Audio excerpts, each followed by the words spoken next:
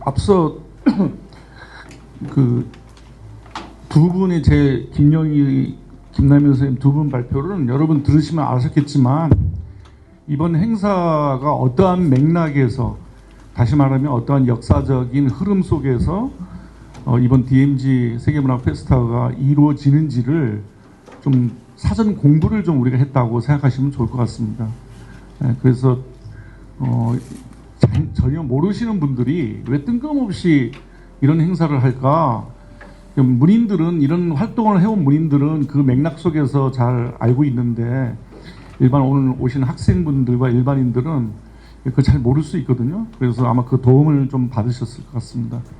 그리고 두 번째에서 이제 앞에서 이명원 선생님 발표는 우리가 지정학적으로 동아시아에 있는데 동아시아에 가장 가까운 곳에 있으면서도 가장 먼 일본 그리고 오키나와 그리고 이제 베트남, 우리는 베트남 전쟁에 대한 여러 가지 또 아픈 상처도 갖고 있습니다만은 그리고 한국 이러한 동아시아의 어떤 문학적인 연대 흐름을 대표적으로 이제 바오닌의 전쟁의 슬픔이 갖고 있는 중요성이 있습니다. 그 작품을 한번 꼭 일독을 좀 권해드리겠습니다. 그 작품 속에서 여러 가지 전쟁에 대한 해석 그리고 아까 이명원 선생님 잘 말씀해 주셨는데 왜 동아시아 문학 연대가 우리들한테 소중한지 그에 대한 여러분들 문제의식을 좀 정리를 할 수 있는 작품인 것 같습니다. 오늘은 이제 제가 말씀드리는 것은 DMZ 페스타에 초대된 총 노벨상 수상자인 스베틀라나 알렉세예비치 포함해서 9명의 작가들 중에서 한국에 여러분들이 번역작이 볼 수 있는 그 작품들과 작가를 좀 중심에 놓고 DMZ 세계문학 페스타가 끌고 가고자 하는 방향과 앞으로 문학연대라는 것들을 어떻게 실질적으로 모색해야 될지 그에 대한 숙제와 그에 대한 공부거리들을 우리가 함께 좀 나눠 갖고자 합니다. 그런 차원에서 제가 좀 다 읽지는 않겠습니다. 그래서 시간이 짧기 때문에 주로 구두로 설명하는 방식으로 하겠습니다. 그래서 세계문학을 왜 우리가 씨름하고 공부해야 되느냐죠. 2024년에 한강이라는 작가가 노벨문학상을 수상했습니다. 정말 문학적 성취입니다.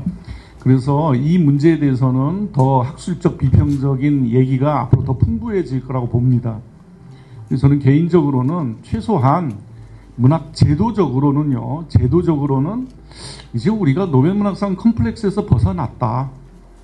그 말인즉슨 어디 가서 제가 입버릇처럼 말을 하는 말입니다만은 이제는 한국 문학이 세계 문학이 변경과 주변부 문학으로서 쭈삣쭈삣대고 유수 문학상을 받으면 와 하고 언론에 대서특필되고 부러워하고 이럴 게 아니고 이제는 당당하게 문학 제도적으로서는 세계 문학 지평에 우리는 당당한 구성원으로서 이미 등기가 됐다. 그래서 저 지역에서 문학을 하고 있는 이른바 지역 문인들도 이제는 국민국가에 협소한 차원에서 자족하는 것도 아니고 서울 중심주의 이른바 서울 문단이라는 곳에서 자기의 문학을 인정 투쟁 받아야 되는 것도 아니고 이제는 자신의 언어가 세계 문학의 당당한 1대1과 같은 그런 우주적인 하나의 좌표 지점을 갖기 시작했다. 저는 그런 지점에서 한강의 노벨상 수상은 한국 문학에 참 좋은 앞으로 갈 길을 우리들 스스로가 좀 딛고 가는 디딤돌이라고 생각합니다.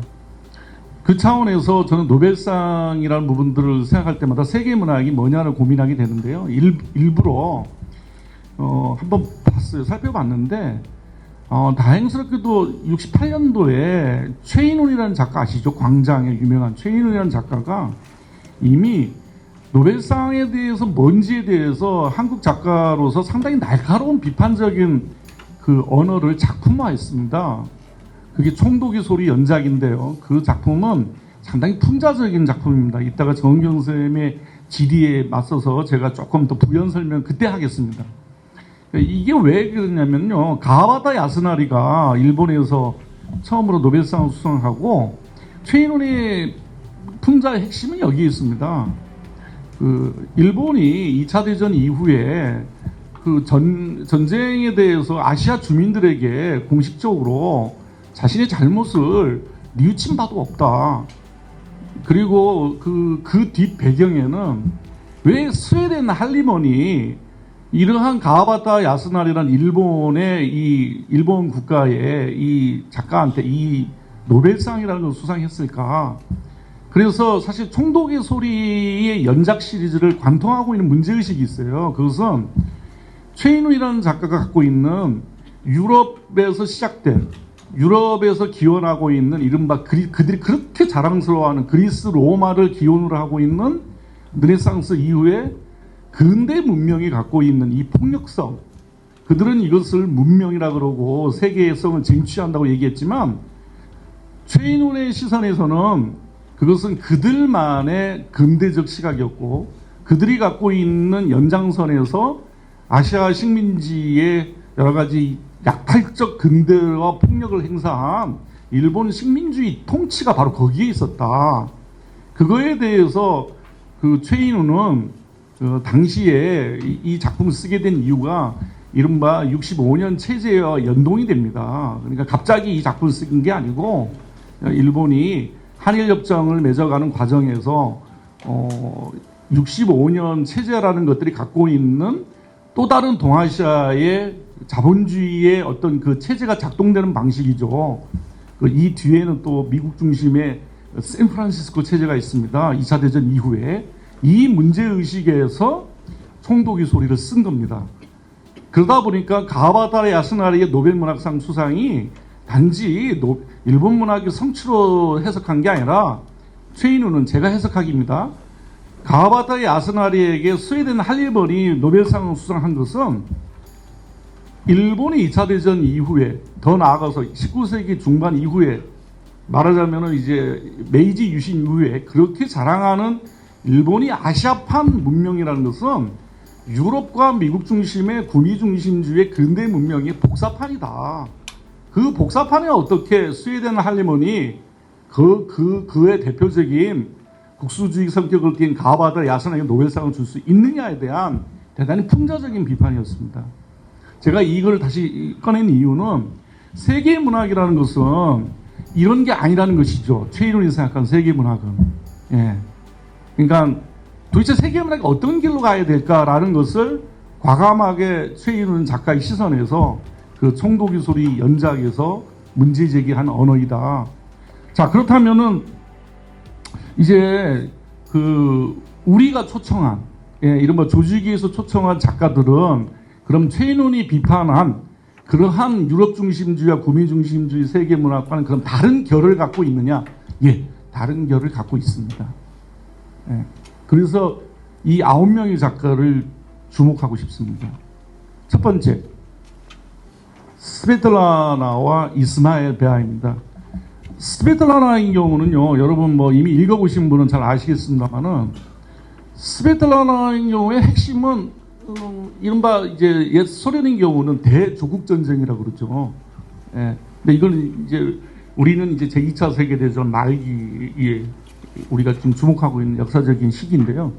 근데 이제 그 시기에 이제 옛 소련의 여성들이 많이 이제 참전을 한 겁니다. 그래서 그 여성들의 그 지워져 버리는 목소리, 그리고 그 스탈린 치하에서 이른바 비록 소비에트 연방이지만 이 소련에 대한 그 이 문학적인 그 목소리 해석도 참 그 결이 있습니다. 그러니까 아까 김영희 선생님 그 얘기 후반에 나왔는데 1차 대전, 그러니까 2차 세계대전 말기 37년도부터 한 파리와 스페인 마드리드에서 얘기한 그 반파시즘 문화 국제 옹호 회의에서는 소련이라는 곳이 갖고 있는 선진성, 세계성에 대해서 대부분의 작가들이 좀 주목을 합니다. 그는 그 당시의 역사 시기에서 내셔널리즘을 흐르지 않았다는 거죠. 유럽은 내셔널리즘에 의해서 결국은 제국에 의해서 가는 이제 정치적 노선을 걸었다면 당시 소련은 그러지 않았다는 거에 대해서 이제 파리 문화 35년, 37년 스페인 마드리드의 두 차례 국제회의에서는 오히려 소비에트 연방이 갖고 있는 문학적 목소리에 대해서 전망을 갖고서 기대를 합니다. 그런데 스베틀라나는 이 부분에 대해서 또 다른 견해를 갖고 있는 것이죠.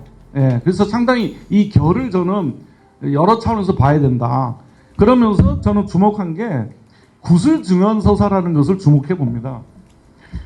왜냐하면 이 스베틀라나의 작품들은 우리가 익숙한 정통적 문학 장르의 소설이 아닙니다. 너블 장르가 아닙니다.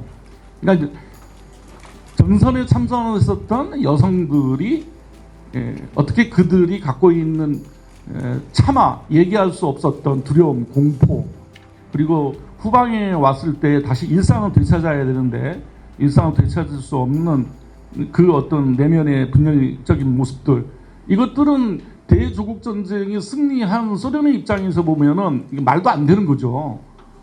전쟁이 영웅인데. 그래서 이 간격을 스베틀라나가 선택한 양식이 구슬 증언 서사인데 저는 이게 새로운 게 아니다라는 걸 말씀드리고 싶은 거예요. 이 구슬 증언 서사라는 양식은 이른바 트리컨티넨탈 문학이라는 아프리카, 아시아, 라틴 아메리카 더 발달된 게 라틴 아메리카 쪽입니다. 이건 너무나 이거는 많이 알려져 있는 그 글쓰기 양식입니다. 근데 이게 왜 중요하냐면은 그 탈식민주의의 이론가들의 이제 개념을 잠깐 살짝 말씀드리면 하위 주체라는 종래에 80년대 우리 선배들이 한국 사회에서 민주화 운동을 하셨는데 아까 소련에 대한 89년에 좀 붕괴되자 인식적 충격을 받았다 그랬잖아요. 그런 계급, 아니 막시즘적 계급으로 환원되지 않는 주체들, 그걸 이제 탈식민주의자들은 하위 주체라 그러죠. 서벌턴. 그 서벌턴의 목소리들을 종래의 정통 문예 장르의 양식으로 담아내는 것은 좀 깊이 있는 얘기 좀 들어가야 되겠습니다만 우리한테 익숙한 이른바 문학에 익숙한 그런 정통 문예 양식, 뭐 시, 소설, 희곡, 비평 이런 것들은 서구의 유럽 문명의 인식에 기반하고 있는 지극히 유럽 중심주의적인 장르적 인식입니다. 그 장르를 갖고서 서벌턴의 목소리를 온전하게 재현할 수가 없습니다. 그건 좀 이따가 아마 또 토론이 될 것 같은데요. 그런 입장에서 스베틀라나를 주목하는 것이죠. 그리고 이 스베틀라나의 목소리는 우리가 이제 이번에 초대될 작가 중에 이스마일 베아에게도 나타납니다. 이스마일 베아는 소년병 출신입니다. 그러니까 세뇌된 살인기계라고 부를 정도인데요. 근데 이 이스마일 베아는 서아프리카에 예전부터 서아프리카라 그러면은 여러분들이 어떻게 생각하실지 모르지만 보통 우리는 블러드 다이아몬드라고 그러죠. 피의 다이아몬드. 솔직하게 말씀드리면 우리가 서양뿐만 아니라 지금 전 세계에 결혼하면 예물을 주고받는 다이아, 그 대부분이 서아프리카에서 나오는 것들입니다. 근데 그곳에서 이른바 서아프리카 노예들이 아주 오래전부터죠. 전 세계에 노예 시장으로 가고 영국이 식민지화하면서 광산을 이제 말하자면 다이아몬드 광산을 난개발을 합니다. 그곳에서 이제 신생 독립국이 60년대 이후에 신생 독립국이 들어서는데 신생 독립국이 이제 서구가 너무 식민지를 갈갈이 찢어놓으니까 이거에 대해서는 이제 우리 고인환 선생님이 많은 연구를 하셔서 다 나중에 우리가 한번 또 설명을 들었으면 좋겠습니다만은 말도 안 되는 서구의 중심적인 민주주의가 데모크라시즘이 아프리카를 그래서 강제 이식되는 과정에서 도저히 그 안에 해체와 분열이 연속되면서 각종 군정 파벌들이 난립하게 되니까 무기를 살 수밖에 없죠. 무기를 밀무역을 해야 되는 거죠. 그 와중에 이른바 어린 애들을 잡아다가 다시 군사훈련시키고 다이아몬드 광산 개발뿐만 아니라 다양한 광물질 개발에 그냥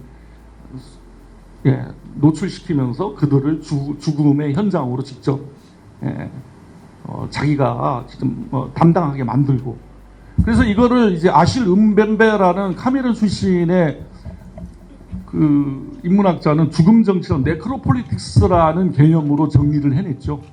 그 네크로폴리틱스라는 정리를 해낸 대표적인 그 작품, 대표적인 예가 각주 11번에 있습니다. 여러분 자료지 보면 각주 11번에 한번 그 좀 작은 글씨로 되어 있죠. 파란색. 그 작은 글씨로 되어 있는 부분들을 이 부분은 좀 한번 좀 여러분도 눈으로 보시고요. 한번 작품이 일 대목이기 때문에 이게 왜 죽음 정치라는 개념은 상당히 어려운 개념입니다. 근데 이게 소설 속에 이러한 형상화된 문장으로 보니까 상당히 아주 실감 있게 다가온다는 얘기죠. 한번 그 각주 11번 보겠습니다.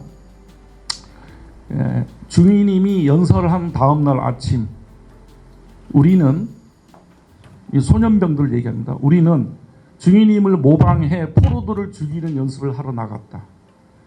우리는 하사님의 지시에 맞춰 그들의 목을 베어야 했다. 포로를 가장 빨리 죽음에 이르게 하는 병사가 우승이었다. 나는 이 포로 역시 내 가족의 죽음에 책임이 있는 또 다른 반군 놈일 뿐이라고 진심으로 믿고 있었다. 하사님이 권총을 쏘아 신호를 주었다. 나는 포로의 머리를 잡고 단 한 번의 부드러운 움직임으로 그의 목을 베었다. 날카로운 총검이 포로의 목젖을 타고 길을 그렸다. 나는 삐죽삐죽한 날이 서도록 총검을 돌리면서 빼냈다. 나는 시체를 땅바닥으로 넘어뜨리고는 시체에 대고 총검을 닦았다. 타이머를 들고 시간을 재고 있던 하사님에게 끝냈다고 말했다. 내가 우승을 차지했다. 내 친구 카네이가 준우승이었다. 시범을 지켜보던 다른 소년병들과 군인들은 내가 일생일대의 업적이라도 달성한 것처럼 박수갈채를 보냈다. 나는 소년 중위 계급을, 카네이는 소년 중사 계급을 부여받았다. 우리는 더 많은 마약을 하고 더 많은 전쟁 영화를 보면서 그날의 업적을 자축했다. 제가 이 대목이 이거 너무 슬프더라고요. 예. 이거는 여기서 등장한 나는 이번에 초청받은 이스마엘 베아입니다. 예, 허구적 인물이 아닙니다. 이 대목이 바로 이 죽음 정치입니다. 하사로부터 자기 중위로부터 배웠던 죽음, 그리고 소년병들이 그 죽음에 관리되고 감독되고 누군가를 더 잔인하게 더 멋있게 죽여야 되고 그것이 나의 생명을 나의 영웅됨을 더 똑같은 동료들에게 증명해 보이고 그러면서 효율적으로 우리 집단이 또다시 통치 관리되고 이게 죽음 정치 메커니즘입니다. 이게 죽음 정치 메커니즘입니다. 예. 어떻게 생명을 미셸 푸코는 생명 정치라는 개념을 냈었잖아요. 예? 부르주아 계급이 어떻게 자신들의 계급의 이익을 극대화하기 위해서 정신병원을 하고 위생시설을 관리했는지. 그러니까 아실 음벤베는 죽음 정치라는 개념을 냈는데 이스마엘 베아는 직접 자기의 체험을 이게 구술 증언서사 똑같은 맥락으로 익히는 거거든요. 예. 죽음이 어떻게 관리되고 죽음이 어떻게 권력화되고 어떻게 같은 동료들에게 내가 더 멋있지 너희들 나보다 밑에야 소년병들 사이에 계급을 다시 부여하고 예. 이게 지금 서아프리카의만이 문제가 아니고 아프리카 전반적으로 서구의 문명이 아프리카 식민지 쟁탈전을 벌이는 과정에 자행했던 그런 약탈적 근대로 단순하게 호명할 수 없는 그런 죽음 정치의 한 사례에 불과합니다. 그 다음에 이제 좀 주목해 볼 작가는 이 팔레스타인 작가입니다. 아흘람 부샤라트라는 작가가 이번에 저는 왔으면 좋겠습니다. 정말로. 요새 조금 안타까운 소식이 들립니다. 이란 전쟁으로 인해서 아흘람이 오기 위해서는 요르단 암만 공항을 반드시 와야 됩니다. 암만 공항이 하늘길이 막혀버리면 올 수가 없습니다. 지난해 부샤라트가 광주 아시아문학 페스티벌에 초청을 받았는데 바로 이와 같은 똑같은 사태가 일어나가지고 가자 전쟁 때문에 이스라엘이 암만 요르단을 공항을 폐쇄해버렸습니다. 출발하기 하루 전에 아흘람이 못 온다고 하면서 동영상을 보내왔어요. 왜 못 온는지. 이번에 그런 일이 좀 없기를 하늘에 기대합니다. 직접 와서 팔레스타인 부샤라트가 어떠한 목소리를 전해줄지 그거를 좀 DMZ와 파주출판문화관에서 듣고 싶습니다.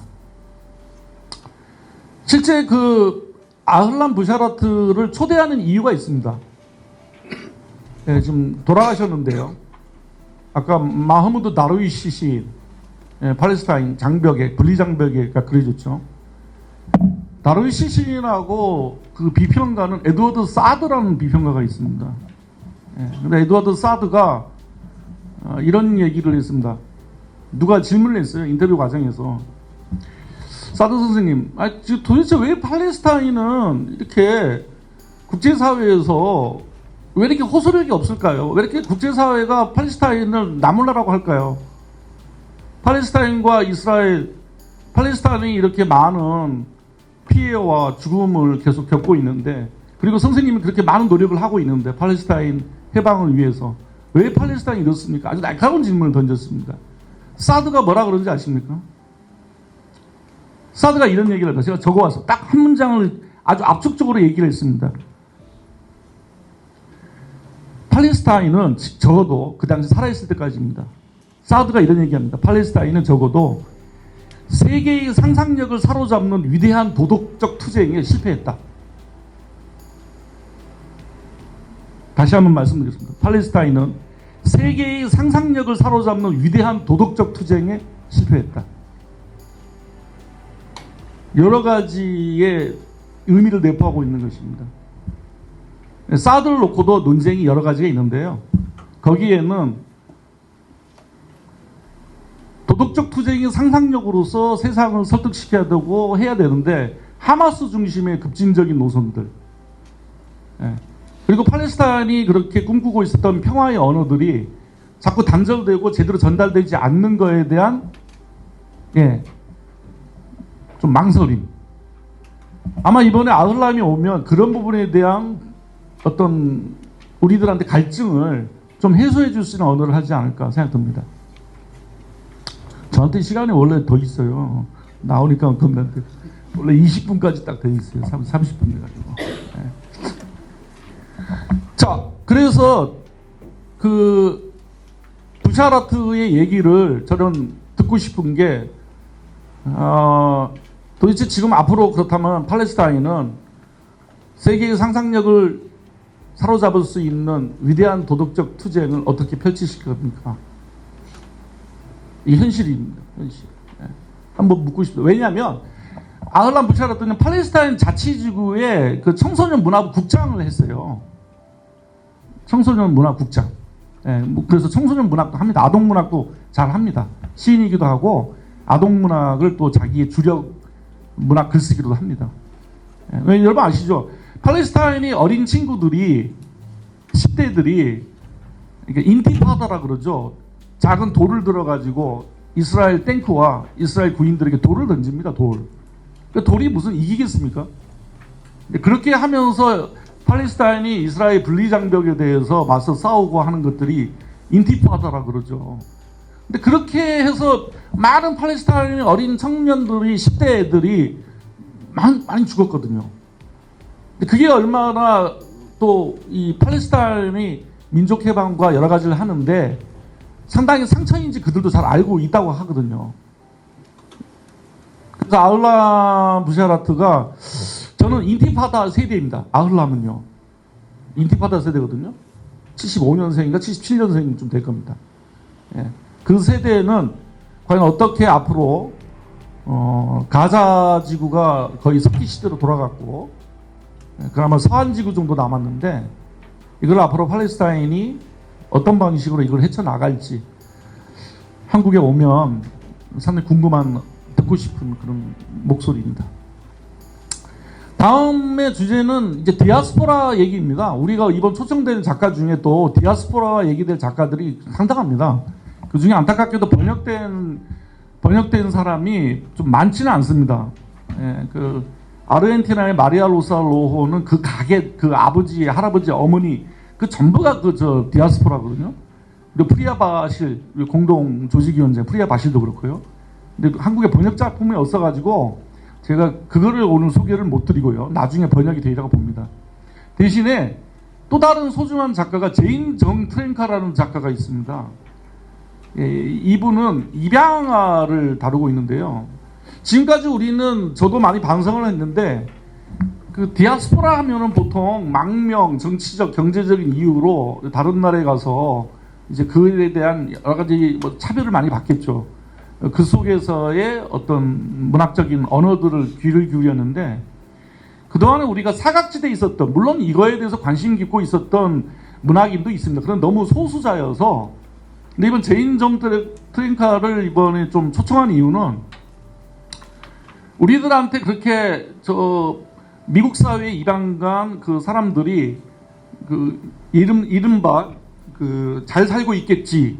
너희들은 그래도 다른 데보다도 더 좋은 경제적 요건, 그래도 미국 시민권을 갖고 있지 않아 라고 하는데 실제 제인 정 트랭카는 상당히 좀 의외였다. 그런 소리를 들려오는 게.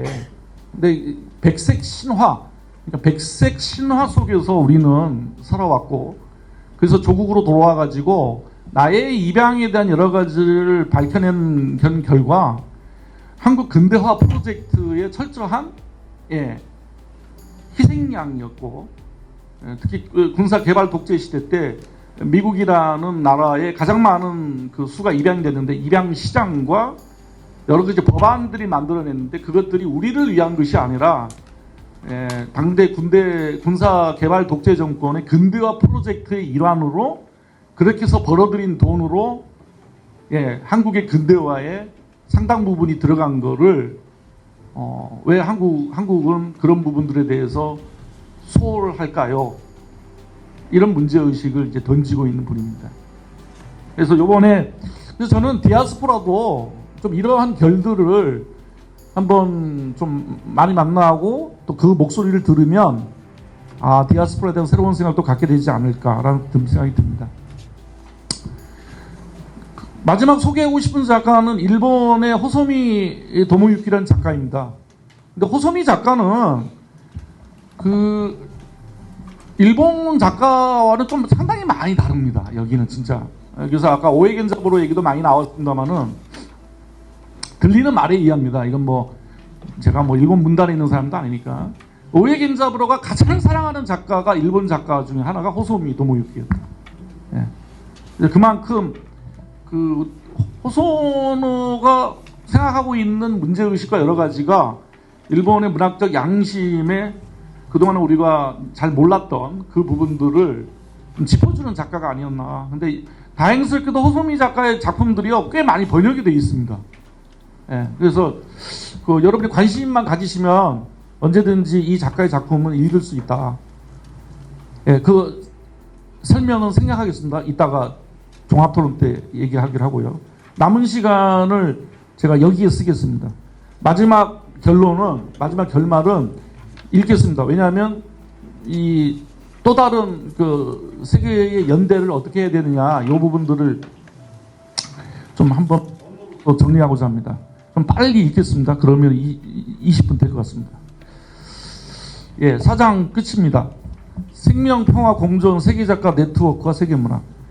2차 대전 후 미국 주도 국제 질서는 경제적 측면에서 달러의 기축 통화 시스템을 중심으로 한 글로벌 경제와 정치 사회적 측면에서 팍스 아메리카나 영향력을 미치기 위한 세계 전략적 요충지에 세운 군사기지 등을 통해 강화되고 유지되어 왔음은 널리 아는 사실입니다.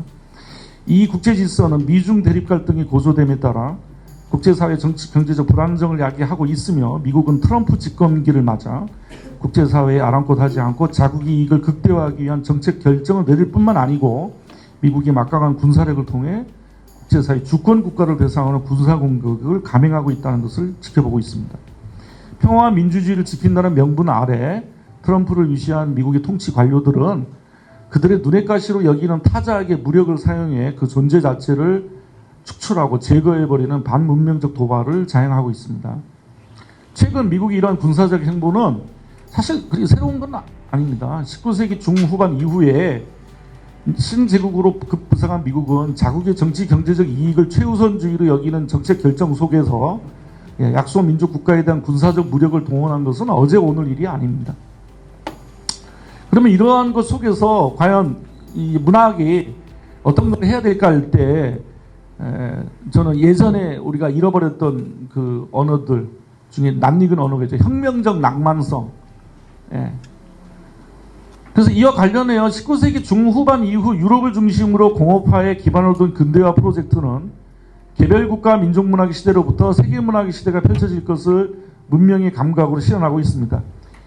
하지만 잘 알고 있듯 전 지구를 대상으로 세계문학은 유럽과 미국을 중심으로 한 서구문학의 지배력을 확장시켜 오면서 아프리카, 아시아, 라틴, 아메리카 유구한 문명의 바탕을 두며 축적한 문학을 서구문학의 식민지 유산으로 또는 그 변경에 자리한 것으로 치부한 가운데 서구문학이 발전되고 진보되고 성숙에 미달한 유소년의 문학으로 제도화해왔습니다.